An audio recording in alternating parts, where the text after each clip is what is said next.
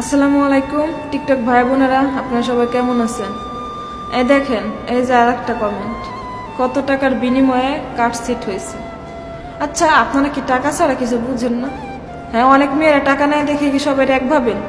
আপনার কি ঘরে মা বোন বলতে কিছু নাই? আপনার বোনটা যদি এরকম অসহায় থাকতো, ঠিক আছে, এরকম অত্যাচার হইতো, তাহলে বোনটা কি টাকার চিন্তা করতো নাকি আগে নিজেকে বাঁচানোর চিন্তা করতো? যাই হোক ভাইয়া, আমি 1 টাকাও তার কাছ থেকে নিই নাই, বরং সে উল্টা আমার হুমকি দিয়ে আমার কাছে টাকা চায়। ঠিক আছে, তার 10টা বছর কাজ করে খাওয়াইছি, সরি 10 বছর না, 8 বছর কাজ করে খাওয়াইছি। আমার বাচ্চার যখন 2 বছর বয়স তখন থেকে আমি কাজ করি, তার সংসারে আমি কাজ করছি, আমার বাচ্চার মুখে খাবার তুলে দিচ্ছি। কাজ না করলে তো আমার বাচ্চার মুখে খাবার উঠবে না। যাই হোক, আমার বাচ্চাকে বাঁচাইছি, আমি নিজে বাচ্চা এবং সেও খাইছে। বরং এখন অব্দি সে আমাকে হুমকি দিয়ে যায়, তার সাথে আমার কথা হয় না, যোগাযোগ হয় না, মাঝে মাঝে সে আমাকে অন্য নাম্বার দিয়ে করে। যাই হোক, আমি আর কিছু বলতে চাই না।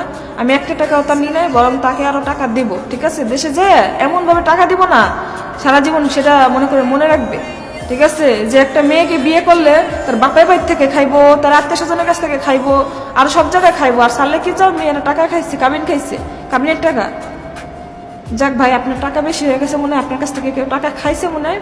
ঠিক আছে, আপনার টাকা কমে গেছে না, তাই আর কি আপনি আমার আইডিতে এসে এরকম তোলপাড় করতেছেন। ভালো থাকবেন, ঠিক আছে। আর টাকা দিয়ে ওদিক না করে মসজিদে দিয়ে কামে লাগবে। যাই হোক, দোয়া করি আপনার জন্য।